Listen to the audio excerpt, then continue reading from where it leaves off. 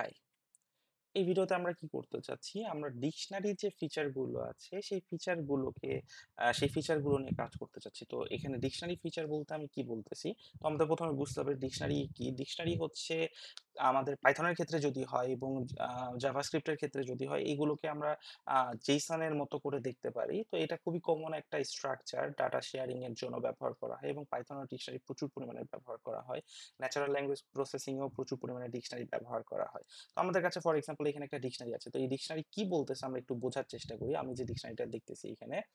তো এখানে বলতেছি ফর এক্সাম্পল আমার এটা হচ্ছে একটা ইনস্ট্যান্স অর্থাৎ এটা হচ্ছে একটা ডকুমেন্ট আমরা বলতে পারি। যে ডকুমেন্টের মধ্যে রেড ২ বার আছে, ব্লু ৪ বার আছে।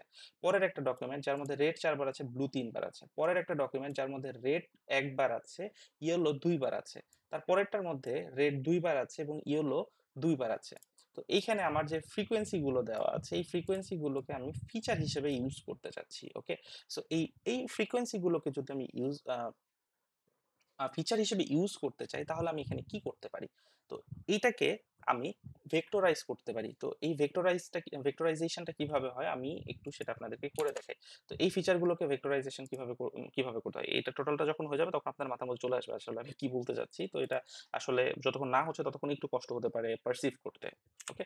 সো আমাদের ১ম কাজ হচ্ছে এটাকে আমি ভেক্টরাইজ করতে চাচ্ছি from scalar dot feature extraction আমি ওখান থেকে ফিচারটা এক্সট্রাক্ট করতে চাচ্ছি। ইম্পোর্ট ডিক ভেক্টরাইজার মানে হচ্ছে আমার ডিকশনারি ভেক্টরাইজারটা আমার দরকার। তো এর জন্য আমার কি করতে হবে? আমার অবজেক্টটা তৈরি করতে হবে। ডিভি ডিকশনারি ভেক্টরাইজারটা আমি নিলাম। ডিক ভেক্টরাইজার তৈরি করতেছি আমি। তো এই ক্ষেত্রে আরেকটা বিষয় আমাদের মনে রাখতে হবে। আমাদের যে ভেক্টরাইজার গুলো আছে, এই ভেক্টরাইজার গুলো মেমোরি সেভ করার জন্য আমাদেরকে অনেক সময় আম কম্প্রেস ম্যাট্রিক্স দেয়। ওকে?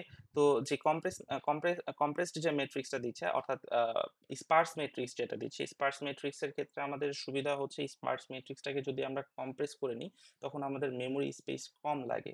ওকে? সো সেক্ষেত্রে আমাদের সুবিধা হয় যে আমাদের মেমোরি স্পেস কম লাগতেছে। কিন্তু আমরা সেটাকে আবার ফলসও করে দিতে পারি। ফর এক্সাম্পল আমি যদি বলি, আচ্ছা আমি দুটাকেই রান করে দেখাই। আমি এটি ভেক্টরাইজার যেটা আছে এটা দিয়ে আমি এখন আমার যে ভ্যালুটা আছে ডাটা ডিকশনারি, এই ডাটা ডিকশনারিটাকে ট্রান্সফর্ম করতে চাচ্ছি। তো ডিভি ডট ফিড ট্রান্সফর্ম।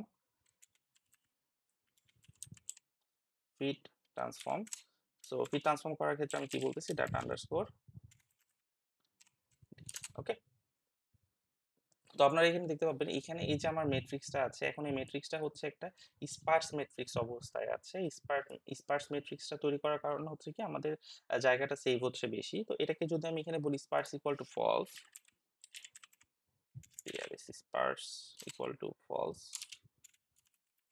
তো আমি যদি পার্সটাকে ফলস করে দিই তাহলে ও কিন্তু এখন আমাকে নরমাল যে ডিকশনারিটা আছে সেই ডিকশনারিটা দেখাবে।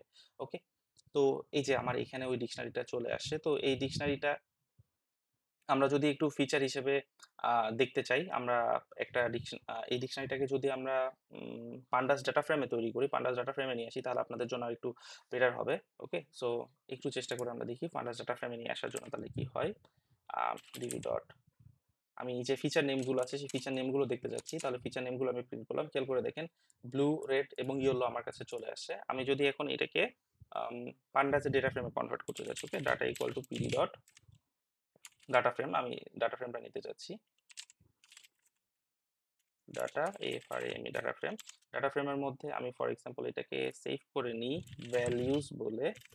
আর ফিচার নেম গুলোকে আমি হচ্ছে নেম বলেই সেভ করে নিই আপাতত। নেমস এর মধ্যে রাখতে চাচ্ছি। তো আমি এটাকে আরেকবার রান করি এবং পরেরটাতে আরেকবার রান করি। তাহলে আমি ভ্যালিউস গুলোকে নিচ্ছি। আর ভ্যালিউস গুলোর সাথে আমার যে কলাম গুলো আছে সেই কলাম গুলোর নাম আমি দিয়ে দিচ্ছি কলামস ইকুয়াল টু নেম। ওকে? তো আমি যদি এটাকে রান করি এবং ডাটাটাকে যদি দেখি, ওকে? এখন এই যে ডাটাটা আছে খেয়াল করে দেখেন এই ডাটাটা আমাকে কি বলতেছে আমার যে রেড ভ্যালু গুলো ছিল সেই রেড ভ্যালু গুলো কতবার আছে আমার কাছে, ইয়েলো ভ্যালু গুলো ছিল সেই ইয়েলো ভ্যালু গুলো কতবার আছে এবং আমার কাছে কোন আম, যে ডাটা কোন এটাকে কি বলবো কোন ইনস্ট্যান্সে আসলে কতবার আছে খেয়াল করে দেখেন আমরা যদি প্রথমে 0th ইনস্ট্যান্সটা দেখি তাহলে আমাদের এখানে 0th ইনস্ট্যান্সে ব্লু কতবার ছিল? 4, 4 টাইমস ছিল, রেড ছিল 2 টাইমস এবং এখানে কোনো ইয়েলো ছিল না। খেয়াল করে দেখেন ও কিন্তু খুব সুন্দরভাবে আমাকে এটা ফরম্যাট করে দিয়েছে এখানে। আমার এই যে ভ্যালুস গুলো ছিল, আমি যদি ভ্যালুস গুলো পাশাপাশি প্রিন্ট করি, তাহলে আপনারা দেখতে পাবেন। খেয়াল করে দেখেন এই জিনিসটা, এই যে ডাটা ফ্রেমটা আছে, এই ডাটা ফ্রেমটা এবং ওই যে অ্যারেটা ছিল, সেই অ্যারেটা কিন্তু সিমিলার জিনিস, সেম জিনিস। এখানে কি হয়েছে? আমার এখানে ব্লু ছিল কতবার? 4 বার, রেড ছিল 2 বার, এখানে কোনো ইয়েলো ছিল না। ব্লু 4 বার, রেড 2 বার, এখানে কিন্তু কোনো ইয়েলো নেই। সিমিলার কেস সেকেন্ডটার জন্য রেড আছে, ব্লু আছে 3 আর 4, আর হচ্ছে আমার কাছে ইয়েলো নেই। এই কারণে এখানে কোনো ইয়েলো আসে না, ইয়েলো 0। কিন্তু পরেরটাতে রেড আর ইয়েলো ছিল, পরেরটাতে রেড আর ইয়েলো আসছে, ব্লুটাকে আমরা 0 করে দিয়েছি। আমাদের ভেক্টরাইজারটা 0 করে দিয়েছে। তাই যে ভ্যালু আছে ওগুলোকে বসাইছে, যে এই জায়গাতে ভ্যালু নেই সেই জায়গাতে 0 করে দিয়েছে। এর ফলে কি হয়েছে? আমার ডাটা সেটটা টোটাল একটা স্ট্যান্ডার্ড ফর্মে চলে আসছে। ওকে। সো ভিডিওটা একটু বড় হয়ে গেল, বাট এই জিনিসটা অনেক মজার। এটা আমরা এনএলপি তে অনেক সময় ব্যবহার করি। আর এই জিনিসটা জানা খুবই হেল্পফুল। মানে কখন এটা যে কাজে চলে আসে বলা মুশকিল। আমি আমার লাইফে অনেকবার এই জিনিসটাকে কাজে ইউজ করেছি। So see you on the next video.